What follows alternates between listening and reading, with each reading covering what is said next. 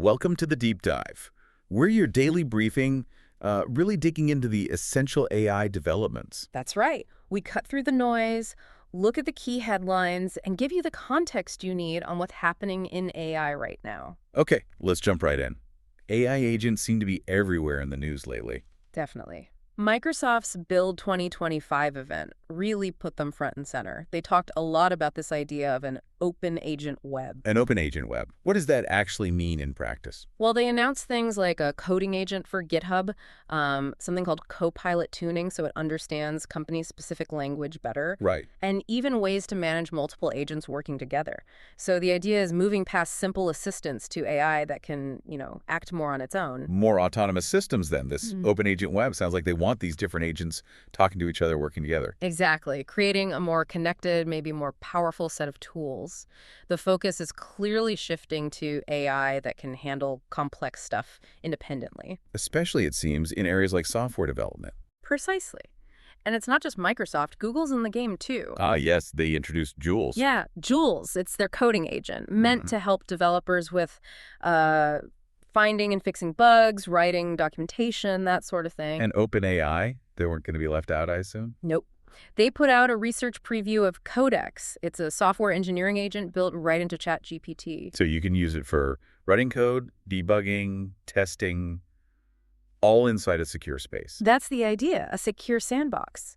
Seeing all these big players launch coding agents around the same time, it really suggests a major push toward automating parts of software development. Right, freeing up developers for maybe higher-level thinking, design, innovation. Potentially. It feels like these agents are seen as the next big step, especially for complex professional tasks. And it's not just the big companies talking about it. You mentioned practical discussions. Yeah, if you look at places like the AI Agent subreddit, people are actively discussing how to use these things. Like for real-world stuff. Exactly. Customer service bots, email security analysis. It's moving from just theory to actual tangible applications people are building or want to build. That grassroots interest, as you say, it does show people see real value here. Or at least they anticipate it. They see potential for solving practical problems. Okay, but with all this rapid progress, especially towards autonomy, security must be a huge concern. A critical one. And we saw that highlighted recently. There was a discovery of a zero-click agent hijacking vulnerability. Zero-click, meaning the user doesn't have to do anything. Correct. No interaction needed. It's labeled CVE 2025-47241, and it was found in a framework called browser use. And that affects how many projects? The reports say over 1,500 AI projects. That's a serious risk, especially as these agents get more autonomous and interact across systems. Wow. Yeah, a zero-click vulnerability really underscores the need for, well, extremely robust security from the get-go. Absolutely. It's a stark reminder that security development has to happen right alongside capability development. Responsible deployment depends on it. All right, let's shift gears slightly. What about the underlying AI models themselves? Any big advancements there? Yes, quite a few interesting things. Google DeepMind announced something called AlphaVolve. AlphaVolve, what does it do? It's a coding agent powered by their Gemini model, but it uses this kind of evolutionary approach. It tries to discover and optimize algorithms on its own. An evolutionary approach. Has it actually found anything significant? Apparently, yes. They claim it's already improved scheduling efficiency in Google's data centers. And, get this, it discovered a more efficient algorithm for multiplying complex 4x4 matrices. Okay. Why is that a big deal? Because that specific matrix multiplication problem had apparently been unsolved for 56 years. 56 years. Wow. So AI is now tackling problems that stumped researchers for decades. That's what's striking. It's not just about small improvements. It's pointing towards AI making potentially foundational scientific or algorithmic breakthroughs. Plus, the data center application shows immediate practical value. That's impressive. What else is happening in the model space? I hear there's a lot of competition. There is. Mistral, they partnered with All Hands AI, released Devstral. It's another coding-focused model. Devstral, is that any good? Well, it's in research preview, released under an open-source license, which is good. They're claiming it actually outperforms Google's Gemma 327B model. Interesting. Open source competition heating up. And it's global, too. The UAE launched its Falcon Arabic AI model. They're explicitly aiming for a technological lead in the Middle East. So we're seeing specialized models for different languages and regions now. Exactly. It highlights that AI development isn't just happening in Silicon Valley. Tailoring models to specific linguistic and regional needs is becoming more important. And the established players aren't standing still either, right? OpenAI, Google. No, definitely not. OpenAI rolled out GPT 4.1 and a smaller GPT 4.1 mini within ChatGPT. The focus there is again on boosting coding and debugging abilities for engineers. And Google. Google's pushing Gemini 2.5 Pro as their top model for complex tasks. They're highlighting its reasoning and coding skills. So continuous improvement across the board from the big labs. Pretty much. They're all iterating quickly, trying to make these large language models more useful for practical problem solving.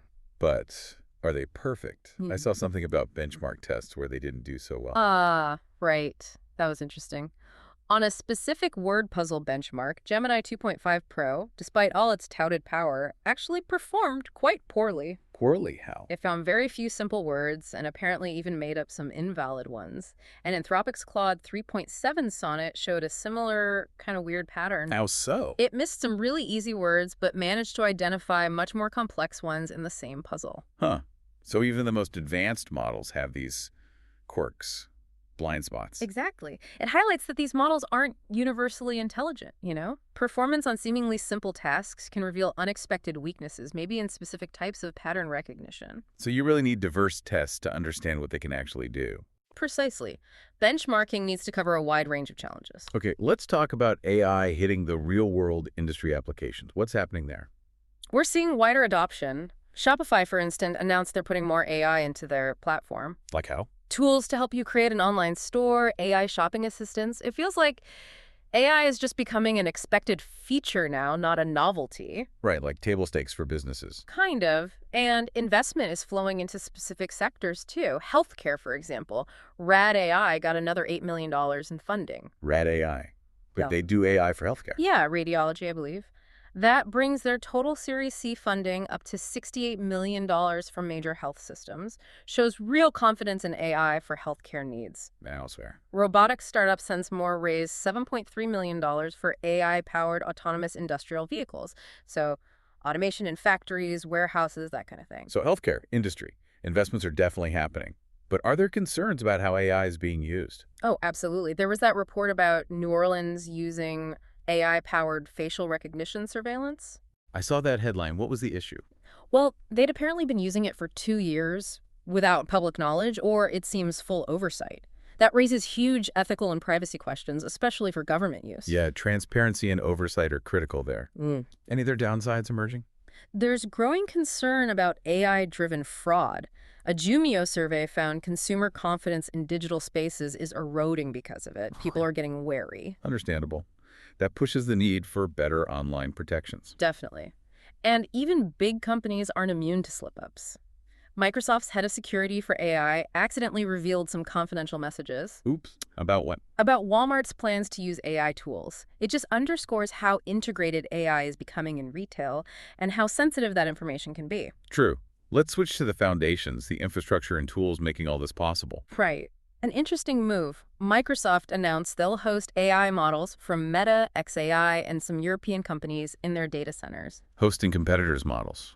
Why? It points towards maybe more collaboration or at least shared infrastructure. Could make powerful AI more accessible, perhaps lower cost. It's a significant trend. And tools for developers are improving too. Yeah, Google Colab got an AI makeover. They say it'll give more accurate responses and actions right within the notebooks people use for development. Making it easier to build AI stuff. Hopefully. And we're seeing new management tools emerge. Sonata Software unveiled Agent Bridge. Agent Bridge? For managing those AI agents we talked about earlier. Exactly. It supports things like application-to-application communication, A2A, letting software talk to each other, Okay. and multi-control protocol, or MCP, for coordinating multiple systems. As you get more agents, you need ways to manage them effectively. Makes sense. More agents, more complexity, need better tools. Right. And partnerships are forming, too. Elastic and Red Hat are integrating Elasticsearch's AI and vector search features with Red Hat OpenShift AI The goal there. to make it easier to build RAG systems, retrieval augmented generation. That's key for AI that needs to pull in external knowledge to answer questions accurately. RG is becoming really important, isn't it? Increasingly so. And on the hardware side, NVIDIA and Equinix are working together on energy-efficient AI infrastructure. The energy consumption issue. These models take a lot of power. The huge amount. So building more efficient data centers and hardware is crucial as these workloads get bigger and bigger. Sustainability is becoming a major factor. Finally, there seems to be more focus now, not just on building the models, but actually deploying them. Yes, that's a key point being emphasized. Building a great LLM is one thing. But making it actually work reliably in the real world is another. Exactly. It requires different skills, operations, maintenance, integration, and tools like GitHub are vital for managing that deployment process, version control, collaboration. So the focus is shifting towards making AI practical, usable, maintainable. It has to if these technologies are going to deliver on their promise. It's moving beyond just the pure research phase. Okay, so wrapping up today's developments. It really feels like an acceleration, doesn't it? Especially with agents and these continually improving models. Absolutely. If you connect the dots from all these updates, the new agents, the model breakthroughs like AlphaVolve, the industry investments, the infrastructure build-out, the picture is one of AI moving very rapidly into practical use. Across so many different areas. Right, from coding assistance to scientific discovery to industrial automation, and yes, even raising new security and ethical challenges we need to grapple with. It's a lot to track. That's all the time we have for today's deep dive. Join us again tomorrow as we continue to follow the rapid pace of change in artificial intelligence.